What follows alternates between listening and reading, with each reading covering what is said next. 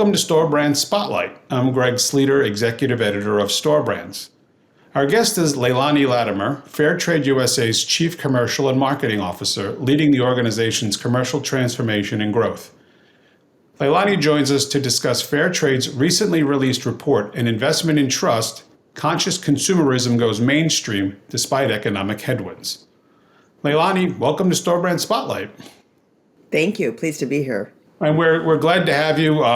The report was interesting, and we talk a lot about sustainability, and then obviously the impact that pricing has on a consumer's willingness to buy a product that may be a little more expensive, but obviously has some benefits from an environmental standpoint, or today as we talk about issues revolving social governance and other things like that. So we wanted to kind of take a dive a little deeper into the report and get some thoughts from you. So to start with, can you define conscious consumerism?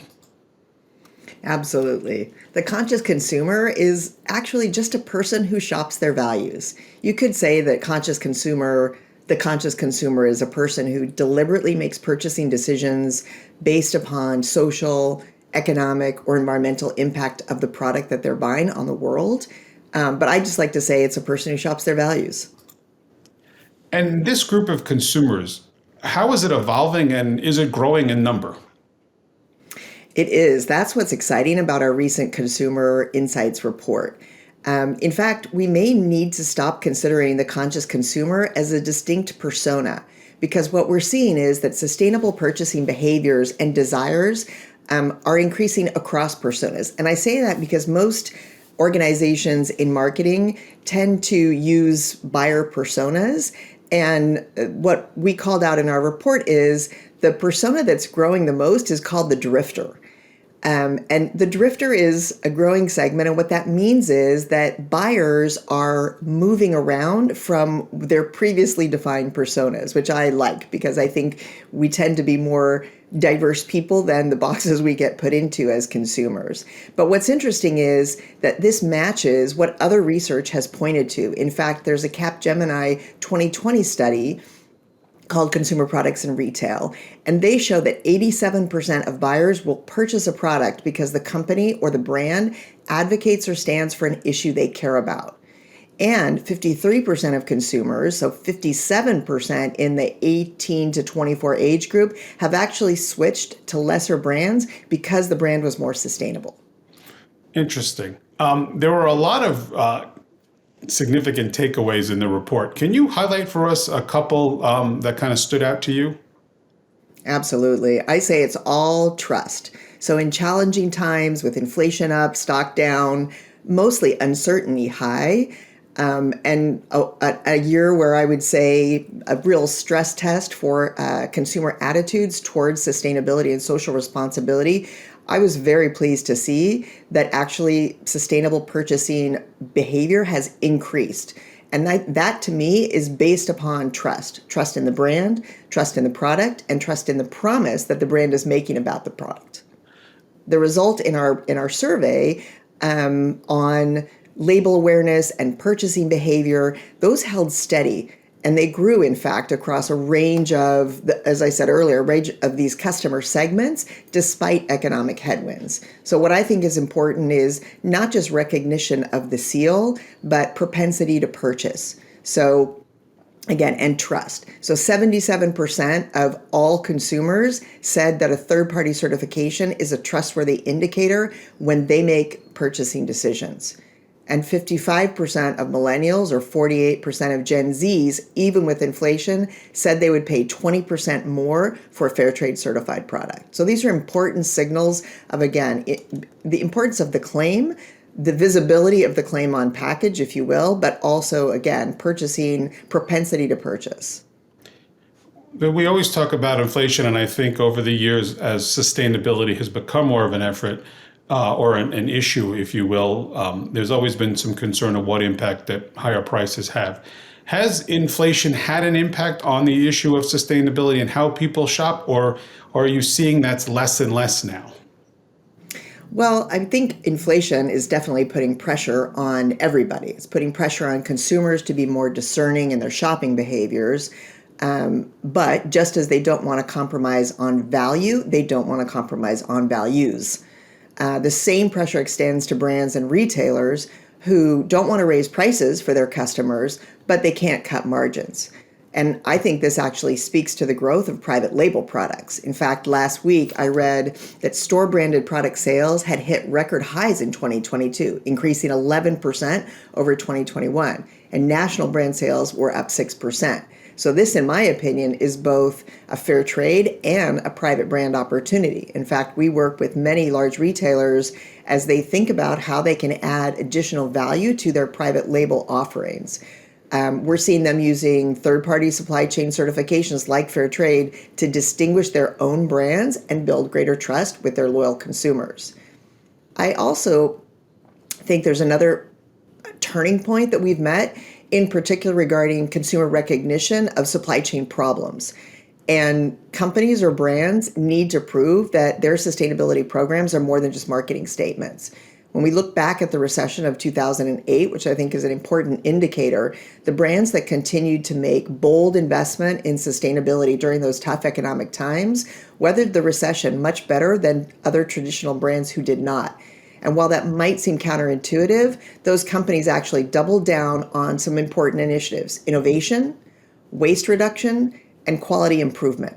And those things all led to increased customer satisfaction, increased bottom line improvements, and of course, growth with their customers. So those to me are, again, they translate to financial success. In fact, when I looked at a study of B Corp companies after post-2008 recession, they performed 64% better than their non-certified counterparts. And companies that were traded on sustainability indices had a 4.8% better stock price performance. So there's the good part of it. There's also the financial benefit of it. That's interesting, and it's interesting you talk about a turning point, and so that kind of leads to the next question, because I think with sustainability we continually ask, will people pay more? Do you envision a time when the cost of products will be less of a factor in this conversation? Well, I love this question. So I'm going to be a bit provocative on this one, because I think it speaks to an underlying assumption that being sustainable costs more. And I would argue that supply chain disruptions, social and environmental risk in the supply chain, waste, reputational damage, and the end-of-life cost of a product, just to name a few issues, are what makes products cost more. So getting third-party certification to ensure and protect your business, your product, your supply chain, and your people against these costly problems ultimately reduces unforeseen costs and brings increased value to the company and to the customer. So if I give you an example, employee turnover is one of the highest costs any organization suffers from. Last year, we surveyed a group of fair trade certified farms in Mexico and found that they had an 85% retention rate or return rate for migrant workers against an industry standard of just above 60%. That translates directly to cost reduction, supply chain stability, product consistency, and quality. So the question would be not just, will the consumer pay more? My question is, the businesses who invest in sustainability and are able to lower their costs in the long term, will they pass the savings on to customers just like they pass on the costs? It's a good question. We shall see. And it's interesting that you bring up other elements of cost of an item. I think that most consumers don't think about when you think about the cost of employee turnover, supply chain costs. I don't think most consumers have that depth of understanding of what goes into what an item is priced on shelf. So some good questions there, and good questions to ask as we go forward. Now, I want to talk about fair trade itself and that fair trade label that is on packaging. We get a sense that there's continued growth in consumer recognition of that label. What do you think has led to that growth in recognition? I think it's been two things primarily. One, the Fair Trade Certified seal spans across the broadest range of product categories, from produce to dairy, seafood, coffee, tea, apparel, home goods, footwear. In fact, ours is the only certification seal that can be seen across so many stores, shelves, and geographies. And this recognition certainly comes from repetition of seeing the seal. I also think recognition has grown thanks to some monumental customer commitments. So just as an example, last year, J. Crew made a commitment to have over 90% of its cashmere and chino collections fair trade certified by 2025. Sam's Club committed to have 100% of its own brand coffee, tea, and cocoa fair trade certified by 2025. These commitments help increase brand awareness, not just of the seal, but of the value the certification brings, and they create deeper loyalty for those companies dedicated to putting broader ethical sourcing programs in place. Is there more work being done by the organization to continue to educate consumers and raise the profile of fair trade and what it means to ultimately the consumer? There is. We work very closely with our brands. I say that we are the supporting actor, not lead actor, not the protagonist, because the brand or the partner is absolutely the protagonist. But we like to support them in gaining recognition in line with their own marketing programs. And I'm thrilled to share our new campaign this year, which is called Purchase with Purpose. And it's based on the old if you ever watched Sesame Street, the old "One of These Things is Not Like the Other" song. And it's our way of really highlighting that, in fact, there is a difference between two items that may look the same. Only one of them carries the certification seal, and that means only one of them has gone through the rigorous third-party process of being certified to the highest ethical, economic, and environmental standards. I want to go back to the report for a second. When looking at the results and folks in the industry give it a read, what should retailers be focused on in the report?